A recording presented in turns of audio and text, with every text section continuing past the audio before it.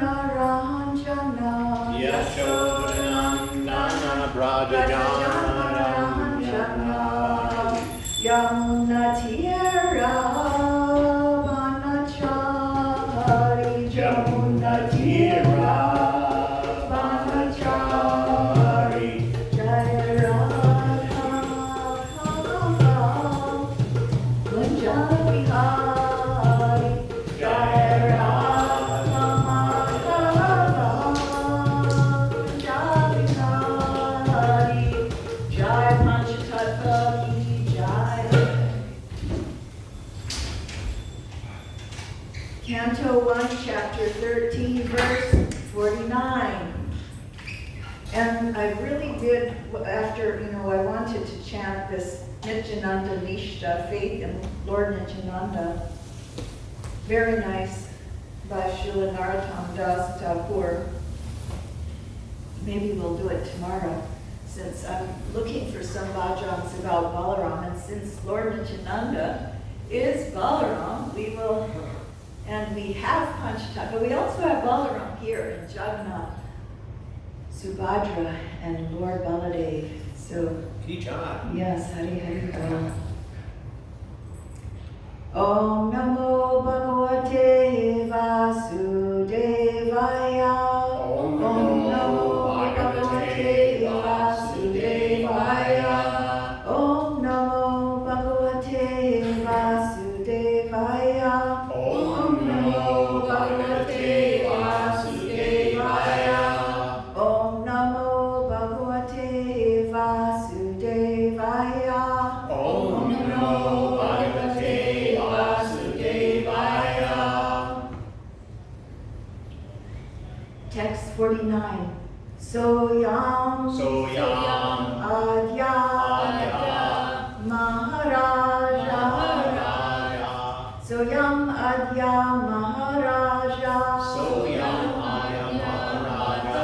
Bhagavan Bhuta Bhavana. Can someone control this? I'll be the controller. Yes. Jayo, thank you. Bhagavan Bhuta Bhavana. Halo Rupo Vatirno Sham. Kala Rupo Vatirno Sham. Kala Rupo Vatirno Sham. Abhavaya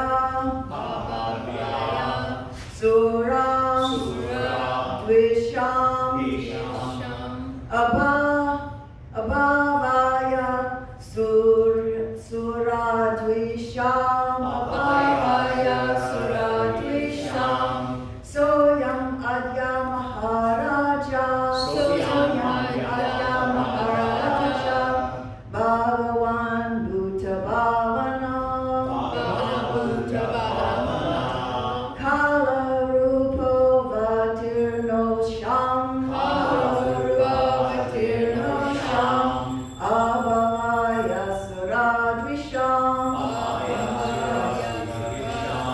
Soyam Adya Maharaja. Bhagavan Bhuta Bhavana. Kalo Rupa Vatirno Sham. Abhavaya Sura Dvisham. Soyam Adya Maharaja. Bhagavan Bhuta Bhavana. Kala Rupa Vatirno Sham. Abhavaya Sura Dvisham. Soyam Adya Maharaja. Soyam Adya Maharaja. Bhagavan Bhuta Bhavana. Bhagavan Bhuta Bhavana. Kala Rupa Vitrosyam. Kala Rupa Vatirno Sham. Abhaya Sura Divasham. Abhavaya Sura Dvisham.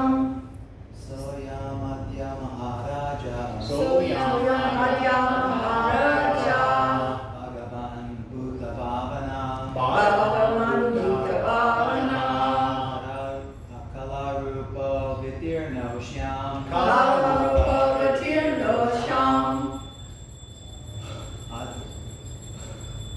Abhavaya. Abhavaya Suradusham. Abhavaya Suradisham.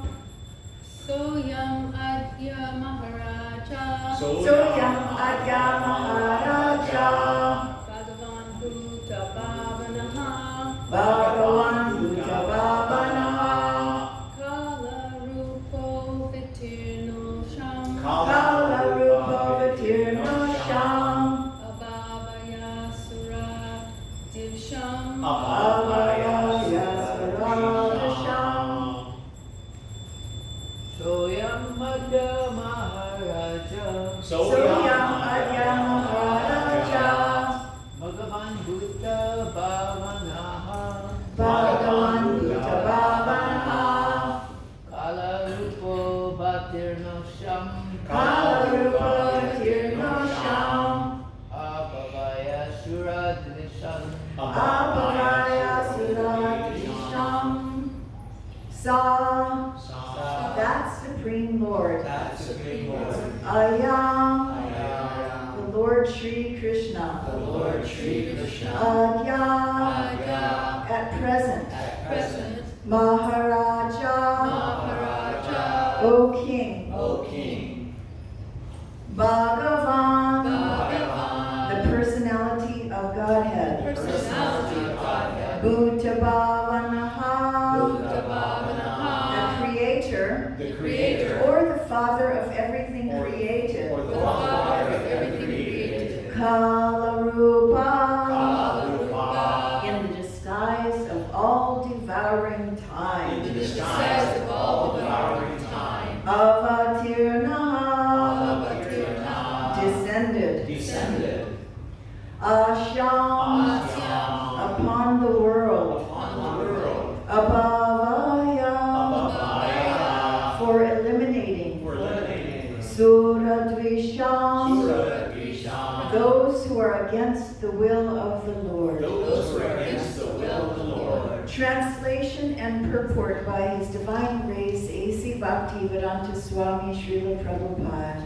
Ki Jai. That Supreme Personality of Godhead, That Supreme Personality of Lord God. Shri Krishna, Lord Shri Krishna. in the guise of all devouring time, In the guise of all devouring time. Kalarupa, Kalarupa. He has now descended on the earth Has now descended on the earth. to eliminate To eliminate the envious from the world. the envious from the world.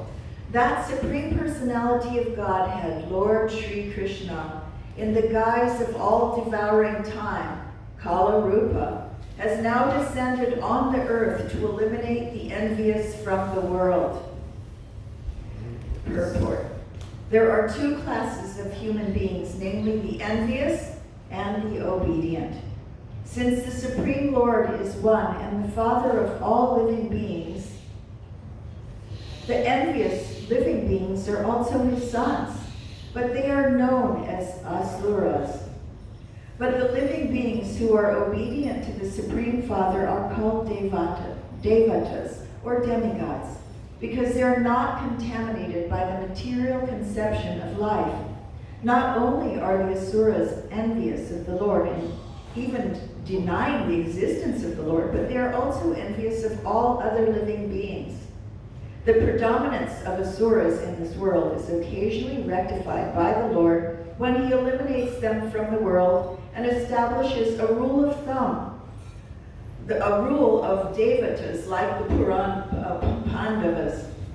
I'm going to say that one more time since I messed it up. The predominance of asuras in the world is occasionally rectified by the Lord when He eliminates them from the world and establishes a rule of devatas like the Pandavas. His designation as Kala is in disguise is significant. He is not at all dangerous, but He is the transcendental form of eternity, knowledge, and bliss. For the devotees, His factual form is disclosed.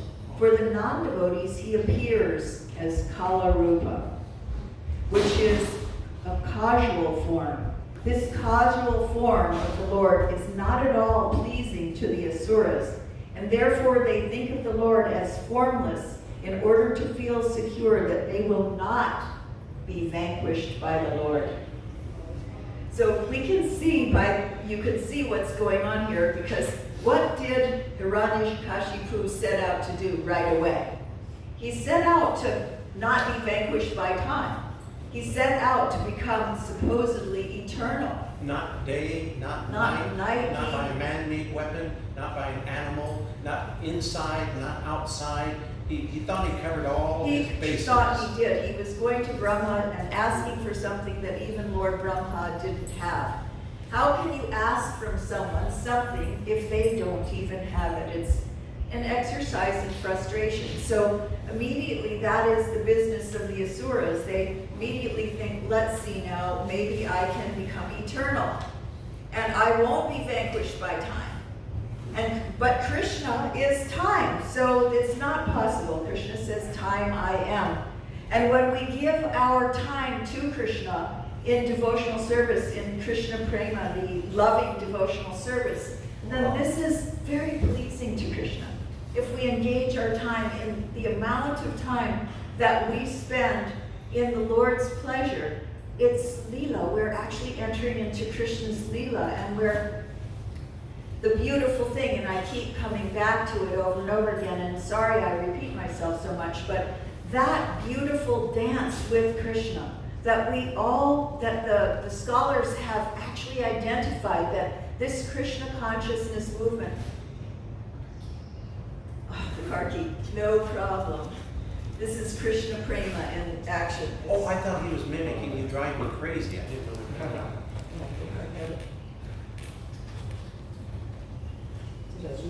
Here it is. Because I just moved the car. Gordy Tai, the driver. Jai Gordy Tai, there you go. Krishna Prema in action. So, Krishna Prema, engaging everything in the loving service of the Lord. So all our time is spent in pleasing Him. We have limited time. We have only so much time in these bodies. And whatever time we can spend in pure devotional service, offering everything to Krishna, glorifying Him, then Krishna is very pleased. He's very, very much, He is devouring, He's accepting the offering. So isn't that nice that we can, our service and our time can be, for the devotees, they say, Jai, Krishna's devouring me by time. Hariko, wonderful. For the demons, it's like, no way, I'm going to be eternal and no one's devouring me. But we are trying to offer every minute to Krishna. We're offering on the altar. We want Krishna to devour everything that we do. We want that. That's the difference between the demons and the demigods. Who wants to be devoured by anyone? But the devotees are completely happy being, even if he's cheating us by time, birth, death, old age, and disease. We're all experiencing this, but we're using everything in Krishna's service. Even our old age has its blissful benefits because we're not as bewildered or restless. The mode of passion has subsided a lot less in us. And we were just talking about the other day that place, like when you've been really, really, really sick and you've been miserable and suffering, and then you're just getting well and you don't feel any pain, but you're a little weak. And it's like this place. You're real peaceful. And you feel like, wow, I wish I could be like this all the time. The mode of passion isn't there. It's just not there. You're just feeling no extra energy, no big desires, no ambition to do this or that. And you're like, wow, this is really nice if I could just stay in this particular place. That's, if one is Krishna conscious, old age has that it's a similarity. There's a similarity. There's not so much passion. So it's not so much restlessness. And so you feel like, oh, okay, whatever I have left, I'm giving it to Krishna. And you start to feel, I only have this many minutes left, this many hours left, this many days left, this many years left. And so we start to think, what is the duty of a man who's about to die? And today my mother is coming for a visit at 11 o'clock, and she's rapidly, I know I've been pretty much saying this every time we give class, but she's teaching me so much about what could have been my fate had Srila Prabhupada not blessed us with pure devotional service. We have such a glorious, fun, exciting, meditational, focused life on Krishna that whether we're living or dying, it doesn't matter because there's a continuity. She has no concept of the afterworld. And now my sister's talking to her about the long walk. And I'm saying, go towards the light. And we're trying to, she's starting to just start to get a little inkling of that most important question of what is the duty of a person who is about to die. Because she's feeling all-devouring time breathing down her throat. How many days left? How many days does she have left that she will be coherent enough to even have that concern? So it's serious. We've been blessed with a choice and a lovely choice of having all-devouring time devour our time in service, blissful service to Krishna. So we're so lucky. We're so Kala Rupa is a blessing to us. He's not stealing our life away like some other people might think. Oh, I'm not ready. But incrementally, old age leading to death is evicting us from even our mind is not working so well anymore. Our mind is not working, our body's not working. And gradually we're so surrendered that we go, yes, it would be sweet relief to leave this body. But those who are so attached, they fight it tooth and nail, and they are devoured, crunched by Krishna in that form of Kala Rupa. But and just Prabhupada says, death is a process where it's just like a cat carrying a rat for the non-devotees. It's hellish. They're suffering, the gnashing teeth. But for the devotees, it's just like a cat carrying his little kitten very gently, very peacefully. You feel protected. There's no fear, no resistance. It's just, yes, I'm going to see Srila Prabhupada. I'm going to see Krishna now. And so, Jai, it's a beautiful thing. It's a fearless thing. And I know I talk a lot about death. But having spent a lot of time in Vrindavan where a lot of people come to die, I've seen many bodies on the funeral fire. Many. Just there, right on the fire. And when you see that Shmarshan Vairagya, that you get about 10 days of looking at your body sort of like it's wood.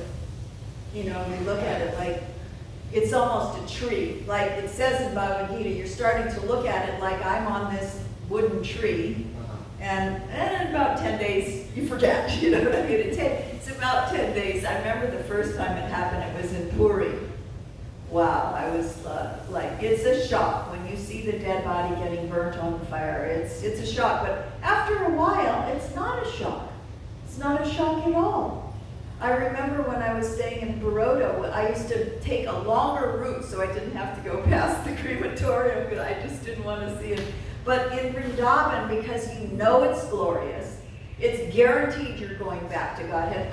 It was like Jai, you knew it was an amazing experience. I took pictures too of the fire and the sunset. It's like the sun is setting on our lives. That big blazing fire of sun and the sun setting behind the crematorium fire. Actually, it's gorgeous. Actually, it's magnificent for the devotees. Something so gruesome, so horrible becomes a great opportunity, something we can even look forward to. Yes, I am prepared. I've got all my, I definitely know the destination. I've been planning it since I was a young child, and I'm going to God now. Now I'm headed there. I've been practicing my life to serve Him, just like little children. You get them a little set so it looks like they're baking, and this little boy, you get him a little, he's mowing the lawnmower, you get him the little fake things, So we're in this temporal world, we're using these little fake things that will, poof, disappear in a heartbeat. And we're practicing to serve Krishna in the spiritual world like little kids. Try to develop love and, like the little clay ashtray you gave your parents that they thought, oh, it was so nice, a little handprint. This is our platform. It's like children, that innocent children. And Krishna is so kind to us. If we take 10 steps towards him, he takes thousands of steps towards us. He is right there like a loving father, there to guide us, protect us, and take us further. And our Guru also takes us by the hand at the time of death and transports us to the spiritual world. And Srimati Tulsi Devi, Srimati Yamuna Devi, all the goddesses, Srimati Radharani, they all take us directly to Krishna. They are nurturing and loving, and they assure us that we will continue. But our envy has to be decreased. Because in this age of Kali, it is said in the previous ages that the demigods, they were on their demigod planets. And in the subterranean portion and below the causal ocean, the demons had their planets in Patala Loka. And the humans were like on the surface of that causal ocean. They had different planetary systems. And then in the next age, they were on different continents. And in the next age, they were in different areas, neighborhoods. And now the demons are within us.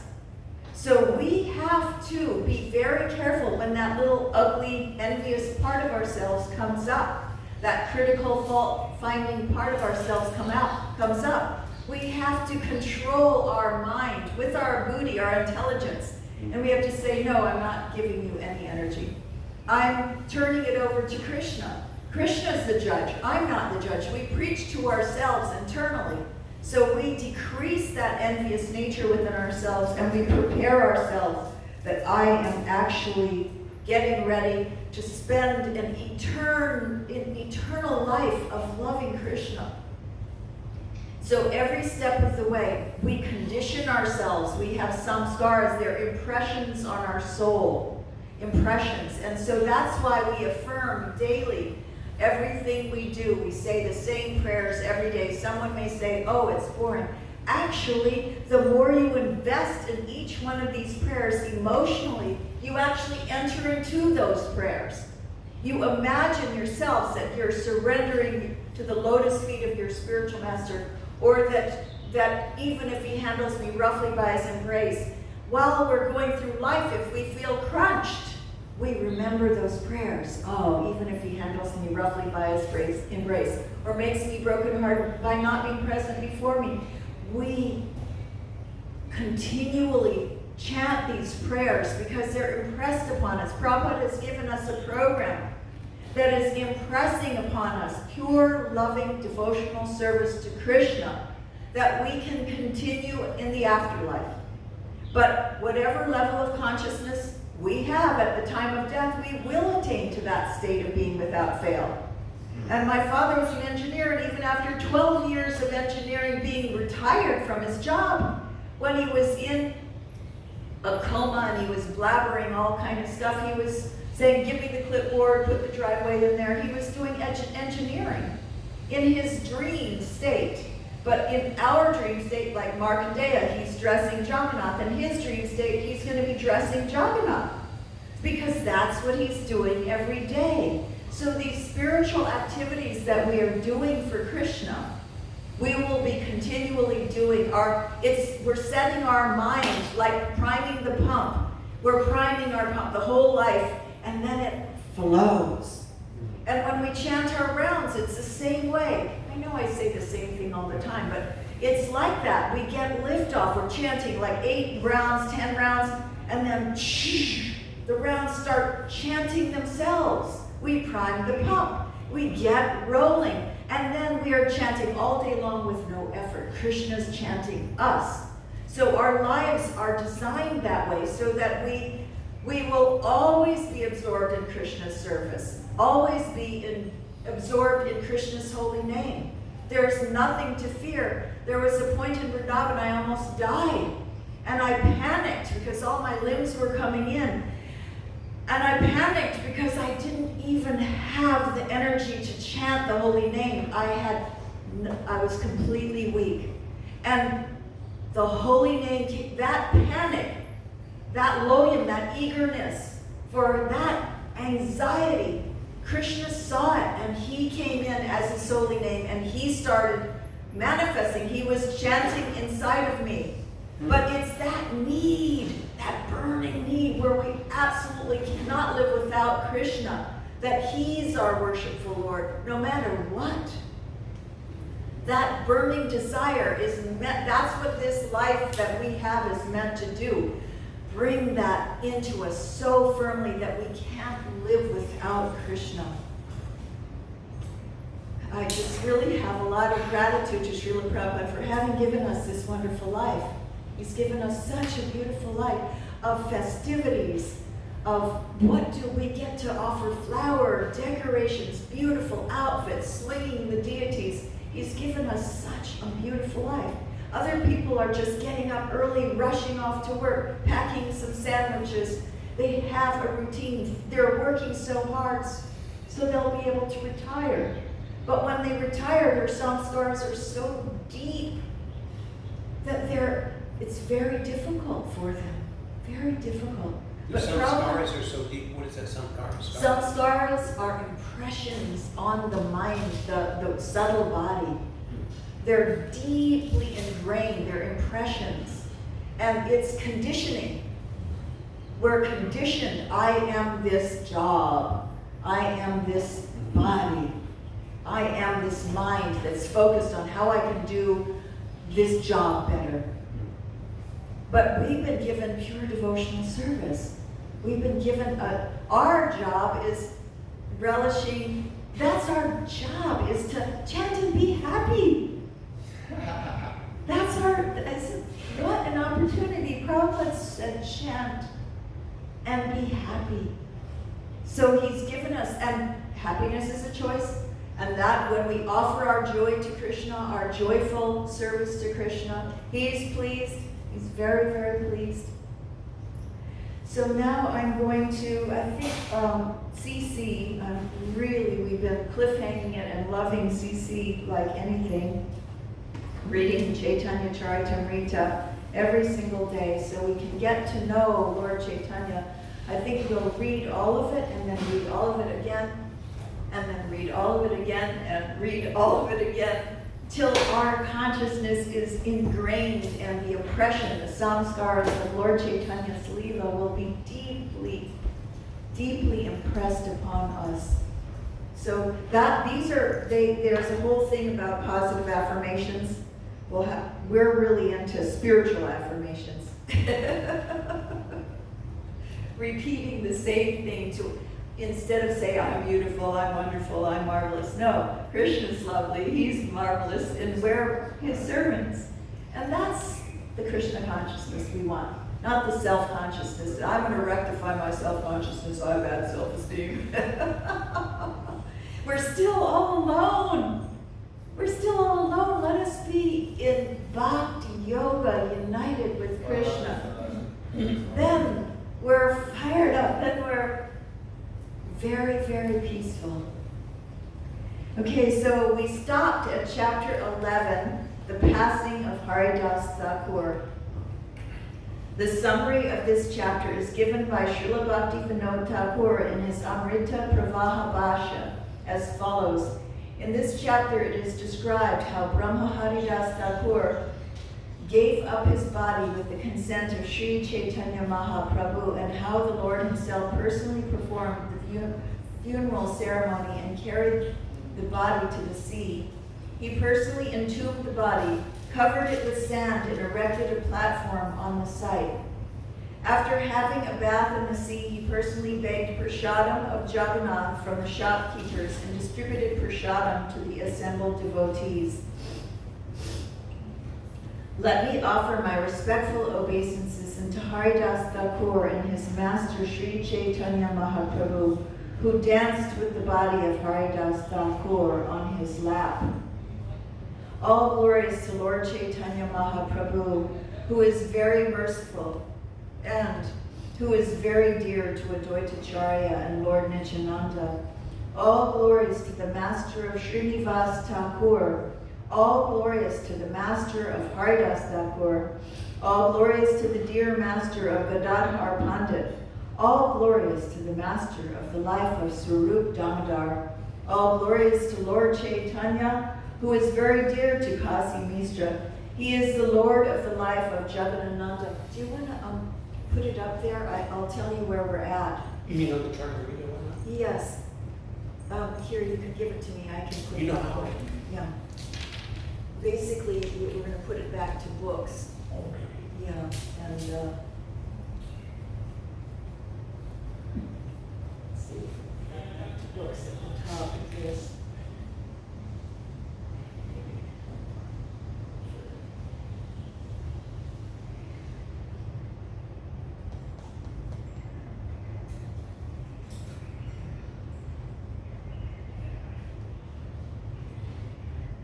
And then choose Chaitanya Charitamrita.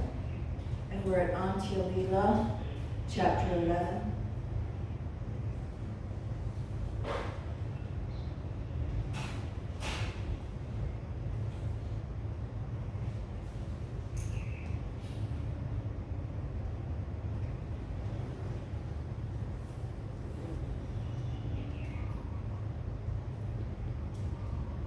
Here. Okay. Passing, oh, which one? We're just at, let's see, we're at text 4, so, right there. All glories to Lord Chaitanya, who is very dear to Kashi Misra. He is the Lord of the life of Jagadananda and the Lord of Rupa Goswami, Sanatan Goswami, and Raghunath Das Goswami. All glories to the transcendental form of Sri Chaitanya Mahaprabhu, who is Krishna himself, the Supreme Personality of Godhead. My dear Lord, kindly give me shelter at your lotus feet by your causeless mercy. All glories to Lord Nityananda, who is the life and soul of Sri Krishna Chaitanya Mahaprabhu. My dear Lord, kindly give me engagement in devotional service at your lotus feet. All glories to all the devotees of Sri Chaitanya Mahaprabhu.